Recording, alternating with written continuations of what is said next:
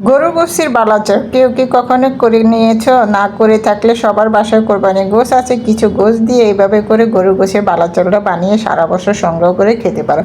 কীভাবে বানাবো? খুবই সহজে এবং খুবই লোভনীয়। পুরো রেসিপিটা দেখতে হলে তোমরা আমার সঙ্গে থাকবে এবং পুরো রেসিপিটা দেখবে। আমি খুব সহজেই কিন্তু গরু গোশের বালাচালটা বানিয়ে নিব। চলো পুরো রেসিপিতে চলে যাই। এখানে নিয়েছি হাড় চর্বি ছাড়া 500 গ্রাম কিন্তু নিয়েছি এখানে গরু গোশটা কিন্তু লবণ দিয়ে মেখে নেব। প্রথমেই দিয়ে দিয়েছি কোয়াটার চামচের 1 চামচ লবণ, কোয়াটার চামচের আধা চামচ দিয়েছি কিন্তু লাল মরিচের গুঁড়া, আর দিয়ে দিলাম কোয়াটার চামচে আধা চামচ শাহি গরম মশলার গুঁড়া। সম্পূর্ণ মশলা দেওয়ার পরে কিন্তু হাত দিয়ে মাখবো। এখন আদা রসুন বাটারও দিয়ে দিয়েছি কোয়াটার চামচের হাফ চামচ। মশলাগুলি খুব ভালো করে গোছের মধ্যে মেখে এক সাইডে রেখে দিব। এখানে রেখে 10 মিনিট রেখে দিলাম ঢেকে। 10 মিনিট পরে কিন্তু আমি একটা কড়াই বসিয়ে দিয়েছি। কড়াইতে পর্যাপ্ত পরিমাণে তেল দিয়ে দিয়েছি, সাদা তেলটা রান্নার। প্রথমে পেঁয়াজটা পেস্তা করে নেব। যেহেতু এখানে গরু গোশের বালাচালটা বানাবো, সেই জন্য পেঁয়াজের পরিমাণটা একটু বেশি দিতে হবে।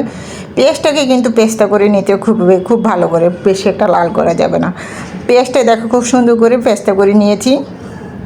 পেঁয়াজ পেস্তাটা হয়ে গেছে, তুলে নিব।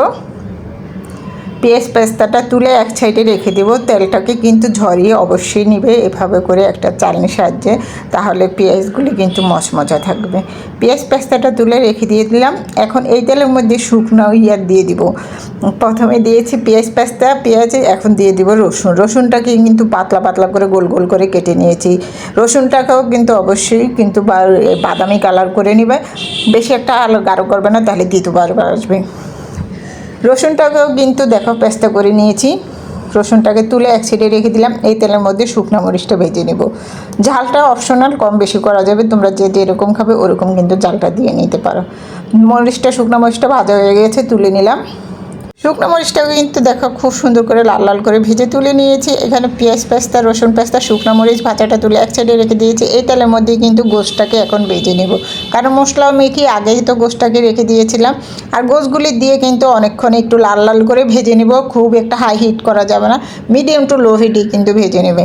গোশগুলি কিন্তু দেখার সময় নিয়ে খুব সুন্দর করে লাল লাল করে ভেজে নিচ্ছি। আরও 2-3 মিনিট কিন্তু এভাবে করে চুলার মধ্যে ভেজে নেব, তাহলে কিন্তু গোশগুলি সিদ্ধ হবে আর কিন্তু শক্ত একটু আঠালো হবে, কারণ নরম দিয়ে কিন্তু বালাচালটা হবে না, একটু শক্ত করে নিতে হবে। দেখো গোশগুলি খুব সুন্দর করে লাল লাল করে ভেজে এখন তুলে নিচ্ছি তেলটা ঝরিয়ে। কিন্তু তেলটা দেখো সব গোশগুলি তুলে এক সাইডে রেখে দিলাম। এখন কিন্তু গোশগুলির ব্লেন্ডার করে নিবে। একটা বাটি নিয়ে নিয়েছি, ব্লেন্ডারের ঝাড় দেখো। এখানে প্রথমেই দিয়ে দিব কিন্তু গোশ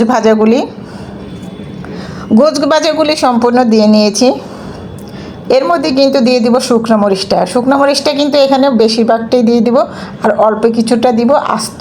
শুকনো মরিচের সাথে কিন্তু অবশ্যই গোশটাকে ব্লেন্ডার করে নেবে, তাহলে কিন্তু গোশের কালার এবং ঝালটা খুব সুন্দর ব্যালেন্স করবে।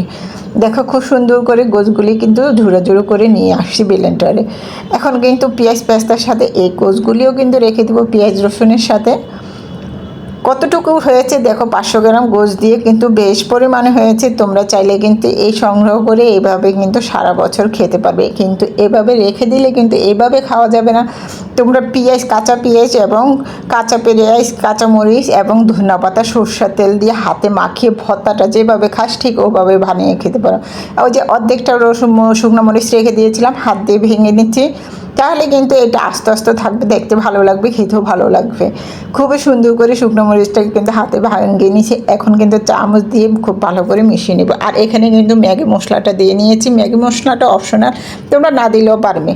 সম্পূর্ণ উপকরণগুলি দিয়ে কিন্তু একটা চামচের সাথে খুব ভালো করে মিশিয়ে নিচ্ছি। দেখো কতটা সুন্দর এবং লোভনীয় লাগছে এখনই।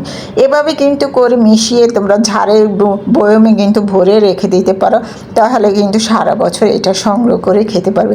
আর তোমাদের যদি ভাই বন্ধুরা বা আত্মীয় স্বজন থাকে, তাহলে কিন্তু তাদেরকেও এটা গিফট করতে পারো, খুবই পছন্দ করবে এবং খাবে। আর আমাদের প্রবাসী ভাই বোনদের জন্য অবশ্যই পাঠিয়ে দিবে, কারণ ওরাও কিন্তু এটা কিন্তু অনেকটাই সময় বাঁচিয়ে দিবে হাতের। এটা কিন্তু খুবই সুন্দর এবং একটা লোভনীয়। ঝটপট এসে কাজের থেকে এবং এসে কিন্তু ভর্তাটা বানিয়ে খেতে পারবে। দেখো আমি একটা কাচের বয়ম নিয়ে নিয়েছি, কাচের বয়মের মধ্যে কিন্তু ভরে সংগ্রহ করে রেখে দেবো। এটা কিন্তু তোমরা চাইলে সারা বছরই রাখতে পারবে, কোনো সমস্যা হবে না, একদম নষ্ট হবে না।